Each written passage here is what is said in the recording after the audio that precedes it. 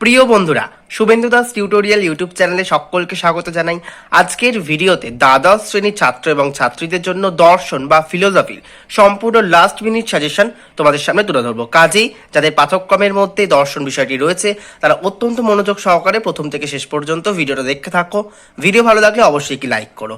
প্রথমেই বন্ধুরা তোমাদের বলে রাখি, তোমাদের সিলেবাস থেকে যে অধ্যায়গুলি বাদ গেছে, অবরোহ থেকে প্রথম অধ্যায় বাদ গেছে এবং ষষ্ঠ অধ্যায় বাদ গেছে, যথাক্রমে যুক্তি এবং প্রাকল্পিক ও বৈকল্পিক ন্যায়। এবং আরোহ থেকে বাদ গেছে হচ্ছে দ্বিতীয় অধ্যায় কারণ এবং চতুর্থ অধ্যায় আরোহমূলক দোষ। এই কটি অধ্যায় তোমাদের বাদ গেছে সিলেবাস থেকে।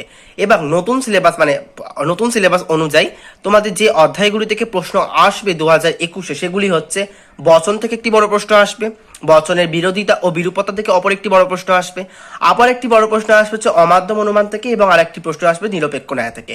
অর্থাৎ অবরাহ থেকে এই চারটি অধ্যায় থেকে চারটি বড় প্রশ্ন আসবে, অর্থাৎ 4 × 8 = 32 এখান থেকেই তোমরা পেয়ে যাবে।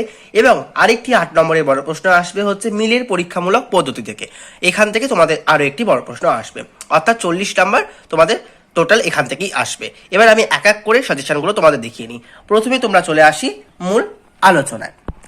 তোমরা দেখতে পাচ্ছ ফিলোসফি লাস্ট মিনিট সাজেশন সংশোধিত সিলেবাস অনুসারে প্রথম তোমাদের যে অধ্যায় রয়েছে বচন থেকে তোমাদের যে প্রশ্নটি আসবে, বচন কাকে বলে, বচন ও বাক্যের পার্থক্য কি, বচনে সংযোজকের কাজ কি। খুব গুরুত্বপূর্ণ প্রশ্ন 2021-এর জন্য। 2 নম্বর, নিরপেক্ষ বচন বলতে কি বোঝো, নিরপেক্ষ ও সাপেক্ষ বচনের পার্থক্য কি, গুণ ও পরিমাপ অনুসারে নিরপেক্ষ বচনের শ্রেণীবিভাগ করো, উদাহরণ সহ নিরপেক্ষ বচনের অংশগুলি দেখাও। বচন থেকে মাত্র এই দুটি প্রশ্ন পড়লেই তোমরা কমন পাবে, অবশ্যই একটি প্রশ্ন। কাজেই এই দুটি প্রশ্ন এখন থেকে প্র্যাকটিস করতে শুরু করে দাও। এরপর যেখান থেকে গত সালগুলিতে একটিও প্রশ্ন আসতো না, বড় প্রশ্ন বচনের বিরোধিতা ও বিরূপতা থেকে, কিন্তু এবছর 2021-এ সংশোধিত সিলেবাস অনুসারে তোমাদের এখান থেকে একটি বড় প্রশ্ন দেওয়া হবে। তো কোন বড় প্রশ্ন এখান থেকে আসার সম্ভাবনা রয়েছে প্রবল, সেটা চলো দেখে নেওয়া যাক। বচনের বিরোধিতা থেকে তোমাদের প্রথম প্রশ্ন, বচনের বিরোধিতা কাকে বলে, বচনের বিরোধিতার শর্তগুলি কি কি। ঠিক আছে, আলোচনা করো, হিসেবে শর্তগুলো আলোচনা করো, তোমাদের আসবে। অপর একটি প্রশ্ন রেখেছি বচনের বিরোধিতা থেকে, বিরোধ চতুষ্কোণ অনুসারে বচনের বিরোধিতার প্রকারগুলি আলোচনা করো। এই দুটি প্রশ্ন মাত্র রয়েছে বচনের বিরোধিতা ও বিরূপতা থেকে তোমাদের সামনের বছর কমন আসার জন্য। এবার তোমাদের পরবর্তী প্রশ্নটা আসবে অমাধ্যম অনুমান থেকে। অমাধ্যম অনুমান থেকে তোমাদের পড়তে হবে বিবর্তন কাকে বলে, বিবর্তনের নিয়মগুলি কি, বস্তুগত বিবর্তন কি সম্ভব। এই প্রশ্নটা কিন্তু সামনের বছরের জন্য খুব গুরুত্বপূর্ণ। আরও একটি প্রশ্ন রয়েছে, মাত্র দুটি করে প্রশ্ন আমি তোমাদের জন্য নির্বাচন করেছি প্রতিটি অধ্যায় ধরে ধরে। খুব গুরুত্বপূর্ণ প্রশ্ন এই প্রশ্নটি, মাধ্যম ও অমাধ্যম অনুমান কাকে বলে, এদের মধ্যে পার্থক্য কি, অর্থাৎ মাধ্যম এবং অমাধ্যম অনুমানের মধ্যে পার্থক্য কি, ও বচনের আবর্তন হয় না কেন। এই প্রশ্নটাও কিন্তু যথেষ্ট গুরুত্বের দাবি রাখছে 2021-এর জন্য। 3টি অধ্যায় কমপ্লিট করলাম, বচনের বিরোধিতা ও বিরূপতা, অমাধ্যম অনুমান।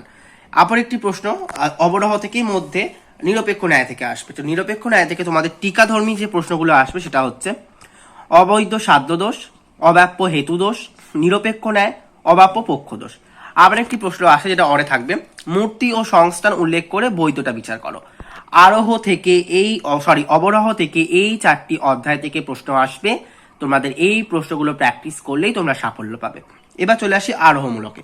আরোহ থেকে তোমাদের দুটি অধ্যায় তো বাদ গেছে, দ্বিতীয় চতুর্থ। কেবলমাত্র মিলের পরীক্ষামূলক পদ্ধতি থেকে তোমাদের আরোহের প্রশ্ন আসবে। প্রথম প্রশ্ন, মিলের ব্যতিরেকি পদ্ধতি আলোচনা করো। 3-3টে কি 4-5টা স্টার দিয়ে রাখো সামনের বছর আসার জন্য। পরবর্তী প্রশ্ন, মিলের সহ পরিবর্তন পদ্ধতি আলোচনা করো। মাত্র দুটো প্রশ্ন, এই দুটো প্রশ্ন পড়লেই তোমাদের সাফল্য নিশ্চিত। আরোহ থেকে মিলের পরীক্ষামূলক পদ্ধতি থেকে এই দুটি প্রশ্ন রয়েছে কেবলমাত্র। তো এই প্রশ্নগুলো ছিল ফিলোসফির জন্য 40-এ 40, এখান থেকেই কমন আসবে, তোমরা ধরে রেখো। কাজেই ভিডিও ভালো লাগলে অবশ্যই লাইক করো, আর চ্যানেলে নতুন হলে চ্যানেলটিকে সাবস্ক্রাইব করতে কিন্তু একেবারেই ভুলো না। দেখা হবে পরবর্তী ভিডিওতে, ততক্ষণ সবাই খুব ভালো থেকো, ধন্যবাদ।